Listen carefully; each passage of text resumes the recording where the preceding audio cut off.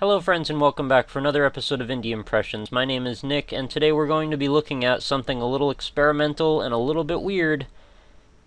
So the question is, can a game be a game that makes games? Well, we're going to see if we can answer that today. While we look at Gam Maekr, an obvious joke with taking a jab at Gam Maekr, the popular game production software, by Damian Sommer, the guy who brought us the still not quite released but awesome The Clown Who Wanted Everything. And if you haven't seen that episode, go back in the playlist and go check it out because it's a really fun game. So the big thing with this one is it's a piece of software that lets you assemble a bunch of PNGs into a very, very rudimentary shooting game. So we're going to load up the stuff that it comes with, and then I'll show you what I've done to modify it, and I'm sure you can see the files already. So we're loading a normal character graphic, and these are the defaults, a shooting graphic, and some bullets. And we can check off a bunch of boxes about which ways this character can move. We can make him move in every direction, or we can make him follow the mouse, which is kind of cool. Make him shoot in whatever directions we want. I'll give him all four, why not? And choose a spawn point on the screen. Whatever, put it right in the middle. And then go back. And we can make enemies. And you see there's quite a few options here. I mean, this is not a full-fledged piece of game development software, but it is definitely something you can play with for a few minutes, and that seems pretty cool, I guess. Enemy bullets are little stars. How many hits do we give them? Well, one, of course. Choose the enemy movement type. Follow player. Let's give him pinball this time. How frequently do enemies spawn? Pretty often. And they spawn from the top, bottom, left, or right, and then they shoot in the direction they're traveling, or they shoot at the player. Let's make them shoot at the player. And they shoot pretty often, actually. And then we can choose a background. That's our default. Wow, very exciting. And then we're ready to play. So yeah, you can basically assemble PNGs in whatever you can, as long as it has a transparency for a background, otherwise you're going to get white boxes around all your sprites, and nobody wants that. I happened to use MS Paint until I realized, of course, there's no transparency with that, so I had to go back and take care of that on Photoshop. Not a big deal or anything. Whoa, hello. These guys are fast. So yeah, we go from no game to game that quickly. So again, these are the default sprites that come with it, and it's, all of 5 minutes or so to edit these sprites into something completely different. And it's not like this is groundbreaking or anything, but I just thought it would be kind of cool to take a look at something a little bit, very different, actually, not a little bit. And I think for what it is, it's kind of fun. I always enjoy little things like this that let you make your own stuff, like WarioWare Inc. They made a DIY version for the DS. I thought that was very cool. And of course the Game Maker and RPG Maker software are also quite a bit of fun as well. And you can make completely legit games out of them, so you can't really say too much bad about it. I'm sure the improvements that could be made are many. I mean, if Damien wants to go back and add like animations and stuff proper to this, that could be something cool to do, but I don't think the point here was to like beat a dead horse. There's already plenty of software you can do that kind of stuff in. I think this was just to try out something different. And in a way, there's a rudimentary animation just by virtue of me shooting, since it changes state from standing idle to shooting animation, or shooting sprite, I should say, not animation. So I think you get the idea of what this looks like. So let's switch it over to the stuff I've made. My normal Mars stuff here, my shooting graphic, my bullets.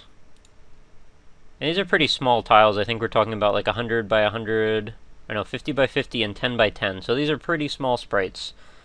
And what we'll do for this, we'll make him only be able to move left or right, and we'll choose a spawn point towards the bottom. And we'll make it so he can just shoot up, is really the only one that's necessary. And then we'll go back, make enemies. I made this lovely leaf here, which for some reason has this green box behind it. I don't think that's really there, though. and load bullets.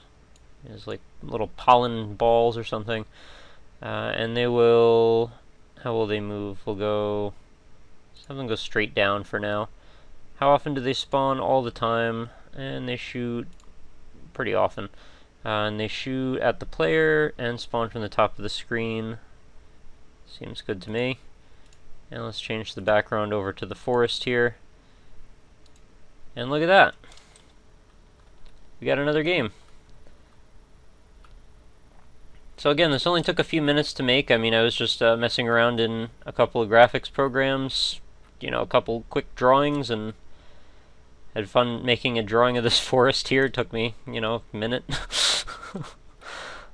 And yeah, so lets you be a little more creative than maybe some things. So is this actually a game, I wonder? See, it's something I don't have a solid answer for, and I don't even know what happens when these leaves get to the ground, if they will just sink through the ground or what. Since I've sort of made an arbitrary ground level for Mar to stand on, since I just picked a certain part of that background image and then told him he can only move left and right, it's sort of like he's operating on a ground level, but he's essentially just floating on a white background that happens to look like it's got some ground behind it. I should let one hit through the floor and see what happens. Anything? Oh, yeah, okay, that's kind of what I expected. They just go through the ground.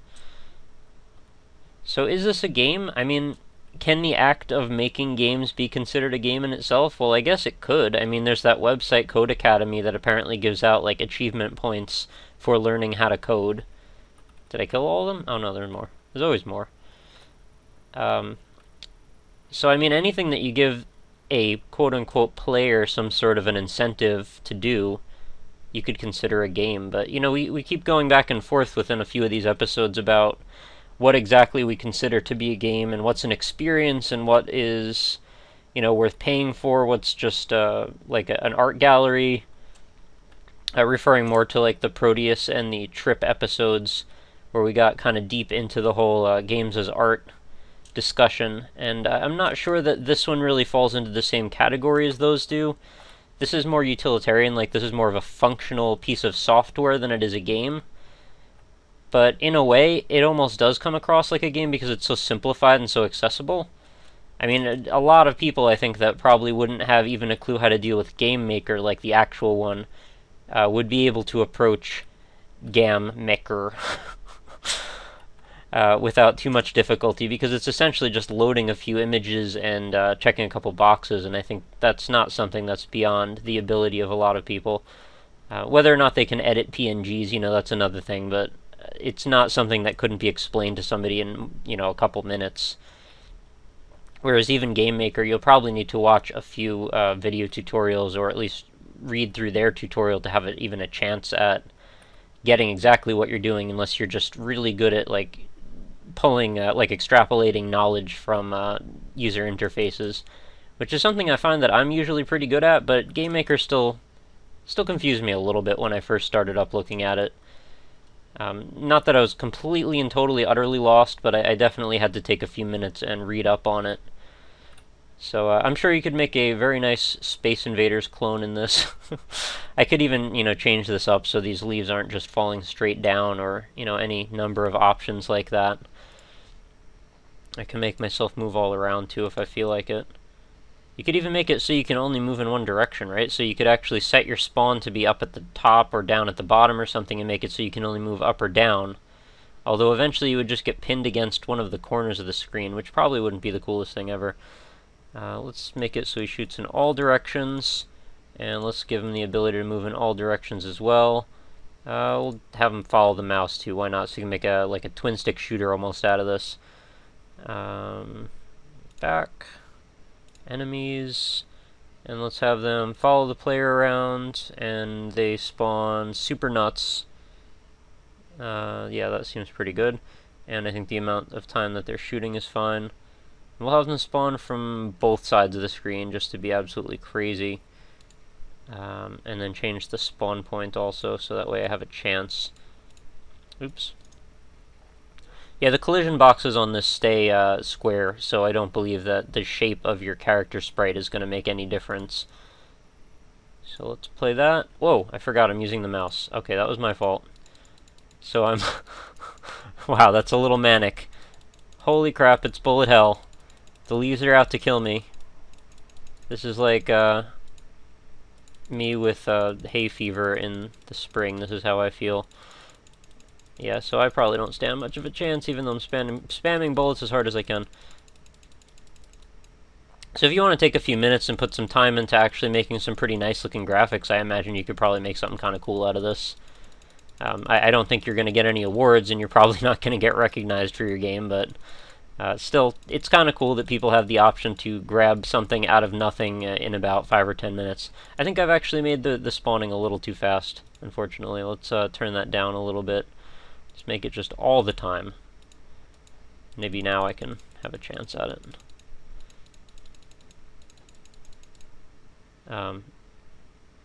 There we go. I think I turned it down so far that they were failing to even show up because I was killing them before they even spawned. Oh man, I could set this to all directions and full speed. Yeah, that would be kind of a mess, wouldn't it?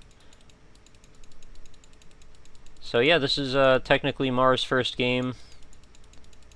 Sure he will have more in the future.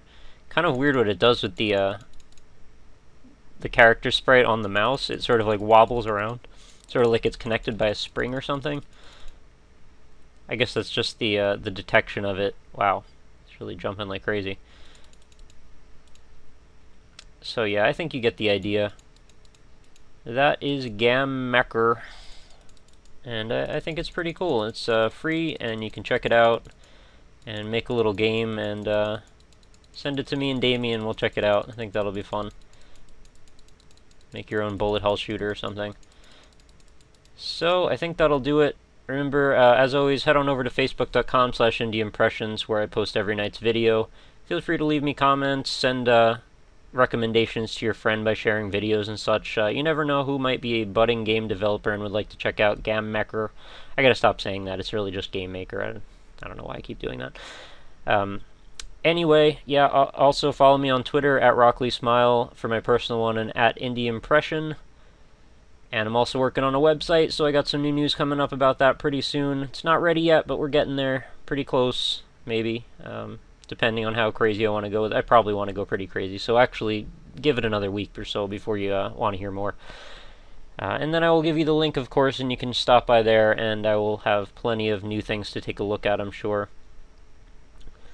So that will do it. Thank you again for watching. I will be back again tomorrow with another episode, and I will see you then. Have a wonderful night, guys. Later.